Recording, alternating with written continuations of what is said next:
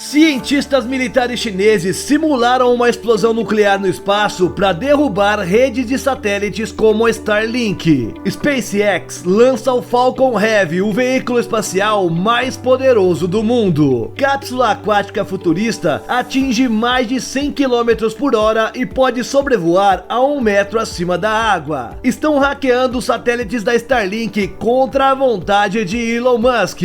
Evitou semi-autônomo dispensa documento para voo. NASA vai explorar asteroide que vale mais do que a economia global. Startup Autos Labs promete fonte tecnológica da juventude. Estas são as novidades das novas tecnologias que estarão neste episódio. Fique comigo até o final, porque é isso que vamos ver no vídeo de hoje, depois da vinheta.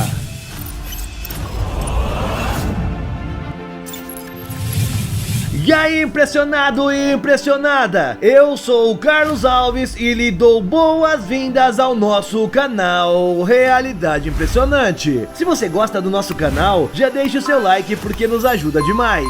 Sem mais enrolação, bora pro vídeo!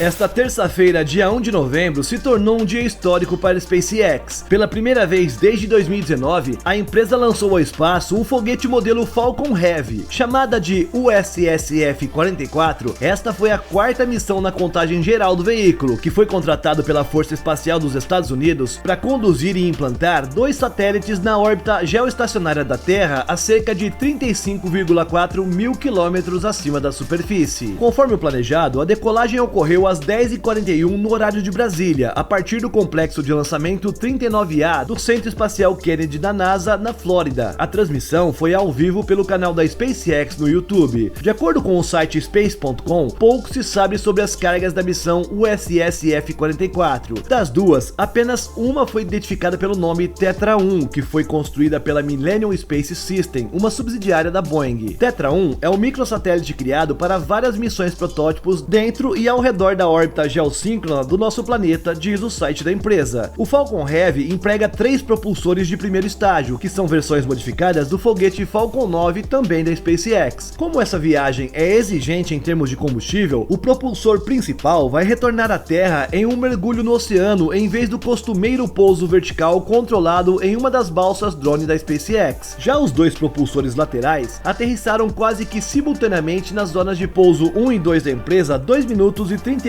segundos após a decolagem, no momento de grande emoção para os controladores da missão, que aplaudiram o sucesso do feito. Atualmente, o Falcon Heavy pode ser considerado o veículo espacial mais poderoso do mundo. No entanto, esse título em breve provavelmente será perdido para o mega foguete SLS da NASA, que será responsável pela missão Artemis 1, voo inaugural do novo programa lunar da agência. E o SLS pode não manter essa classificação por muito tempo, já que a SpaceX está em vias de lançar também a colossal Starship, que vai se tornar o maior foguete já projetado quando entrar em operação. A SpaceX vem se preparando para o primeiro voo de teste orbital da Starship, que pode acontecer antes do final deste ano.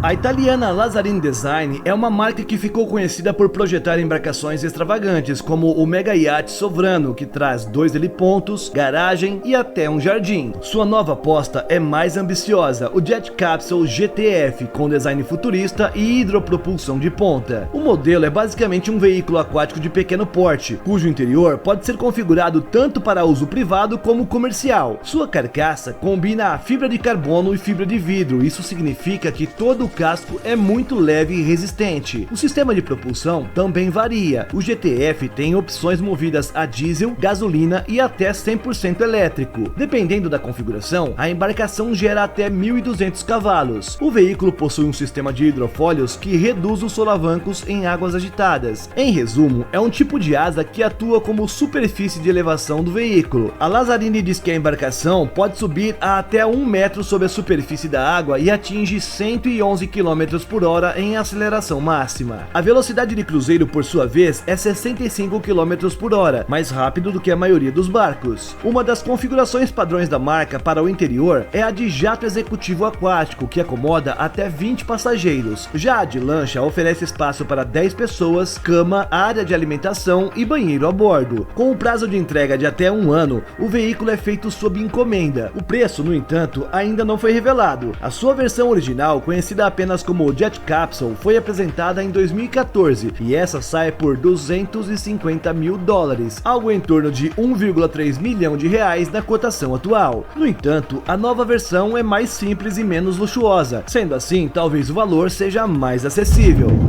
Quando você lança uma constelação de 2.300 satélites no espaço, não é só a internet que você pode oferecer. Todd Humphreys, professor de engenharia aeroespacial, conseguiu montar um sistema de GPS utilizando os sinais da Starlink, e o mais curioso, sem a autorização de Elon Musk. Em 2020, Humphreys apresentou para a SpaceX o projeto de realizar pequenas alterações no software, criando assim um sistema de localização por satélite, servindo como um backup para o GPS. Os engenheiros da empresa curtiram a ideia, mas Elon Musk não autorizou a parceria. Usar a Starlink como GPS precisou de engenharia reversa. Antes de tudo, é preciso explicar que GPS é o nome de uma tecnologia de sistema de navegação por satélite. Com a sua popularização, a sigla ficou associada com a própria tecnologia. Porém, existem outros serviços de navegação por satélite, como o Galileu, Agência Espacial Europeia, e Beidou, Administração Espacial Nacional da China. A pesquisa de Todd Humphreys é financiada pelo Exército dos Estados Unidos, e o projeto apresentado para a SpaceX aproveitaria os milhares de satélites lançados para criar um sistema de navegação independente dos serviços governamentais. O GPS é de propriedade do governo norte-americano. Apesar da negativa de Elon Musk, o laboratório do professor iniciou o desenvolvimento do sistema de navegação utilizando a rede Starlink. Passados 2 anos do projeto, que utilizou a técnica de engenharia reversa nos sinais da constelação de satélites, a equipe afirma que encontrou a solução para usar a Starlink como um GPS. No artigo divulgado na ARXV, ainda sem revisão por pares, é explicado que os sinais enviados da constelação para que os receptores se conectem com os satélites podem ser a base de um sistema de navegação, e o sistema de localização criado pelo terminal da Starlink tem uma precisão de 30 metros. Mas se Elon Musk mudar de ideia e a SpaceX fornecer mais dados de posições dos satélites, a precisão pode chegar até menos de 1 metro, assim como o GPS.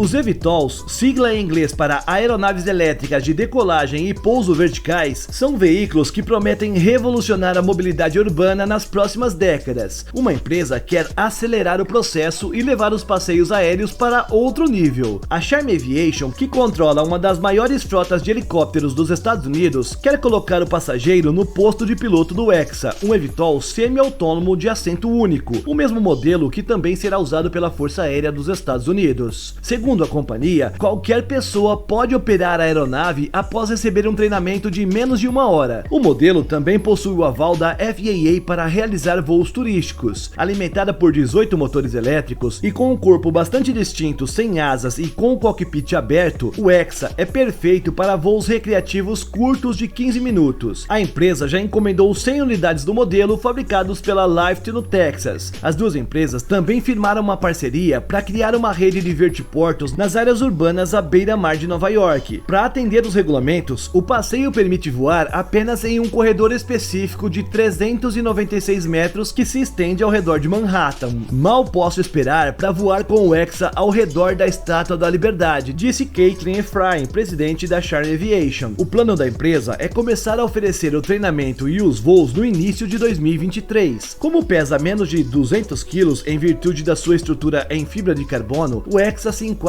na mesma categoria dos ultraleves motorizados, ou seja, segundo a FAA, o modelo dispensa a licença de piloto. A aeronave é controlada por um joystick de 3 eixos ou pode voar no piloto automático. Um recurso bem interessante também é a capacidade de poder ser controlada remotamente. Por fim, o Hexa também é anfíbio, ou seja, consegue pousar em terra e na água e possui uma espuma que absorve energia na sua estrutura, o que também funciona como proteção em caso de pouso forçado. Uma explosão nuclear no espaço próximo poderia criar uma nuvem radioativa sobre uma área tão grande quanto o estado de Nova York, paralisando ou destruindo satélites em órbita próxima à Terra, de acordo com uma nova simulação de computador conduzida por uma equipe de cientistas militares chineses. No Northwest Institute of Nuclear Technology, um instituto de pesquisa administrado pelo Exército de Libertação Popular de Xi'an, pesquisadores desenvolveram um modelo que pode avaliar o desempenho de armas nucleares anti-satélite em diferentes altitudes altitudes e rendimentos com detalhes e precisão sem precedentes. Os resultados da simulação sugerem que uma ogiva nuclear de 10 megatons, modestamente poderosa para os padrões atuais, pode criar uma séria ameaça ao satélite se detonar a uma altitude de 80 quilômetros. A explosão pode transformar moléculas de ar em partículas radioativas e produzir uma nuvem com uma forma semelhante a uma pera de cabeça para baixo, disseram os físicos nuclear Leon Lee e seus colegas em um artigo publicado na revista Nuclear Technics. Em cerca de 5 minutos após a explosão, a nuvem pode subir a uma altitude de quase 500 quilômetros e se espalhar por uma área total de mais de 140 mil quilômetros quadrados. A forte radiação residual da nuvem de detritos pode causar falhas nas naves espaciais que se movem nela, como os satélites, ou até mesmo causar danos diretos que podem levar à destruição, disseram os pesquisadores. Houve muitas simulações de computador estudando o uso de armas nucleares contra satélites, mas a maioria se concentrou em uma explosão que ocorre no espaço, segundo a equipe de Liu. Uma explosão nuclear espacial não produziria muita nuvem por causa da falta de ar. As partículas de alta energia geradas pelo evento seriam capturadas principalmente pelo campo magnético da Terra e espalhadas pelo globo como um cinturão de radiação, ameaçando uma ampla gama de espaçonaves. Isso poderia tornar as armas nucleares ineficazes e muito perigosas para uma missão antissatélite. Mas devido à presença de moléculas de ar na atmosfera da Terra, uma explosão no espaço próximo criaria uma nuvem com uma massa total muito maior do que a própria bomba, de acordo com Liu. Devido à alta concentração de produtos de fissão dentro da nuvem de detritos, os raios gama liberados e as partículas beta são fortes, tornando seus efeitos nas naves espaciais e nas comunicações dentro da área afetada muito maiores. Imediatamente após a explosão, uma nuvem subiria em uma velocidade de até 2,3 km por segundo, criando uma enorme armadilha para os satélites-alvo. Em vez de permanecer em órbita, a maioria das moléculas de ar cairia de volta à Terra, evitando o efeito do cinturão de radiação e reduzindo significativamente o risco para outros satélites ou espaçonaves, de acordo com a simulação. Um estudo militar chinês publicado em maio chamou a rede de comunicação Starlink da SpaceX de uma ameaça potencial à segurança nacional da China e pediu o desenvolvimento de recursos para desativá-la ou derrubá-la se necessário. A Starlink pretende colocar dezenas de milhares de pequenos satélites em órbita baixa da Terra. Pesquisadores militares chineses temem que esses satélites possam fornecer serviços de comunicação a rivais ou colidir com a estação espacial ou satélites da China, agindo como agentes suicidas para desativar a infraestrutura espacial chinesa durante uma guerra. Contramedidas convencionais como mísseis antissatélites poderiam eliminar um número limitado de alvos de alto valor, mas a perda de alguns satélites de baixo custo não afetaria as operações da Starlink. Alguns pesquisadores chineses propuseram atingir alguns alvos cuidadosamente selecionados que poderiam produzir uma pequena quantidade de detritos espaciais. Os detritos atingiriam outros satélites da mesma órbita e criariam mais detritos, criando efetivamente uma lacuna na rede da Starlink. Mas manter os destroços longe de satélites amigos seria um grande desafio. O artigo original foi publicado no South China Morning Post.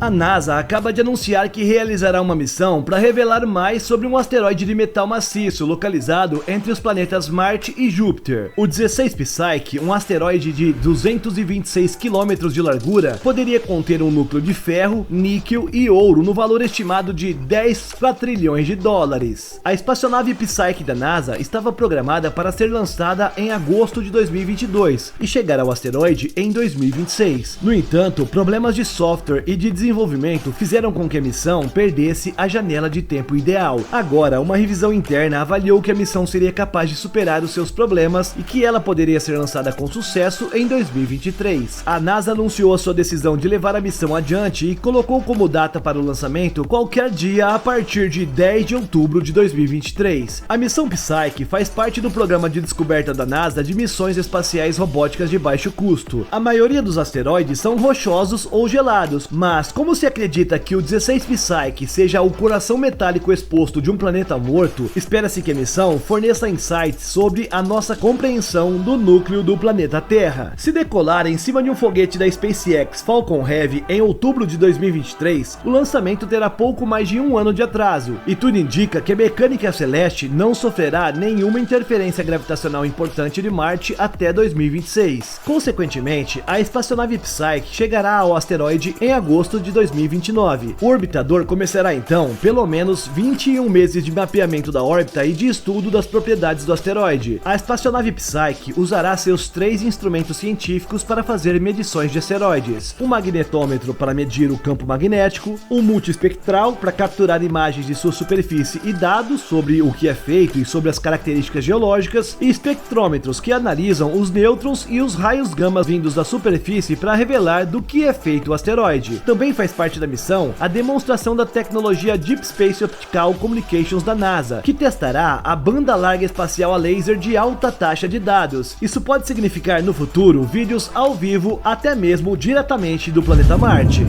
Cada vez mais recursos são oferecidos pela indústria cosmética e farmacêutica para ajudar na luta contra o envelhecimento. Uma startup norte-americana dedicada a desenvolver terapias de extensão de vida capazes de interromper ou reverter esse processo foi além e diz ter descoberto a fonte tecnológica da juventude. No entanto, segundo a revista MIT Technology Review, se por um lado a ferramenta representa um avanço indiscutível, por outro, os efeitos colaterais em quem passa pela experiência podem ser bem infelizes. De acordo com Rick Klausner, fundador e cientista-chefe da startup de biotecnologia Altus Labs, a empresa promete rejuvenescimento médico por meio da reprogramação biológica, método usado para redefinir o epigenoma do DNA, essencialmente tornando as células individuais mais jovens. Mas qual a desvantagem? Também pode provocar uma mutação imprevisível nessas células, causando câncer. Outro problema com o método é que ele reverte as células de volta ao seu estado de células-tronco embrionárias, perdendo a sua identidade epigenética no processo. E como o nome indica, as células embrionárias são próprias de embriões, não de adultos, o que levanta dúvidas sobre os efeitos dessa incompatibilidade. Klausner diz que a empresa já testou a técnica em camundongos. A partir de seus dados ainda não publicados, ele afirma que a reprogramação curou algumas cobaias do diabetes e também salvou outras de doses letais de analgésicos. O cientista garante que a reprogramação parcial em camundongos contorna a possibilidade de incompatibilidade de células embrionárias em indivíduos adultos, permitindo que eles vivam mais tempo e mais saudáveis. Você rejuvenesce as células, mas não perde a identidade, disse ele ao MIT Tech. Um dos defensores da tecnologia, David Sinclair, que dirige um laboratório de pesquisa de envelhecimento na Universidade de Harvard, diz que isso poderia permitir que as pessoas vivessem muito mais do que hoje. Ele diz que prevê um dia em que será normal ir ao médico e obter uma receita para um medicamento que o levará a rejuvenescer uma década, não a razão para não vivermos 200 anos, disse ele. Já fizemos vídeos aqui no canal mencionando outros detalhes, como os investidores bilionários da Altus Labs. Um deles é o fundador da Amazon e da Blue Origin, Jeff Bezos. No entanto, o alcance da imortalidade ainda segue sendo uma incógnita. Talvez um ponto de interrogação ainda mais assustador seja quem exatamente terá acesso à fonte tecnológica da juventude, se ou quando ela realmente for desbloqueada.